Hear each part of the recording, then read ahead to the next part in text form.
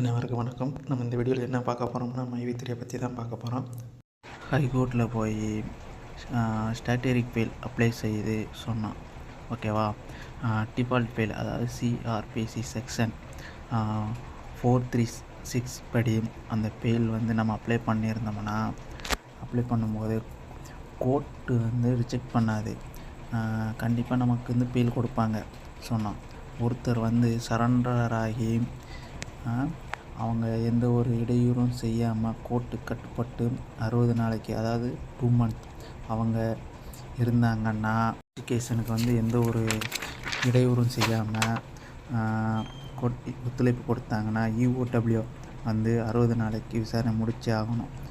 அப்படி இல்லை ரிப்போர்ட் கொடுத்தாகணும் அப்படி ரிப்போர்ட் கொடுக்க தவறிட்டாங்க இல்லை இன்னும் கொஞ்சம் அவகாசம் கேட்டாங்க என்றால், நம்ம ஸ்டாட்டரி ஃபெயில் அப்ளை பண்ணும்போது கோர்ட் ரிஜெக்ட் பண்ணாது, நம்மளுக்கு ஃபெயில் கொடுத்துரும். இந்த ஸ்டாட்டரி ஃபெயில் அப்ளை பண்ணும்போது பண்ணலாம்.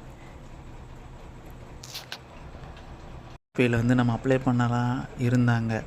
நம்ம எம்டி ஜூலை 5 முதல் செப்டம்பர் 2 வரைக்கும் 60 நாள் முடிஞ்சிச்சு. நம்ம வக்கீல் ஃபெயில் அப்ளை செய்யும்போது அசோக்ஸ் நீதி அவர் அசோக்ஸ் நீதி என்னன்னா 3 பேர் என்னை கொல்ல வந்தாங்க அப்படின்னு போலீஸ் ஸ்டேஷனில் போய் கம்ப்ளைண்ட் கொடுத்துருக்காப்புல, ஓகேவா.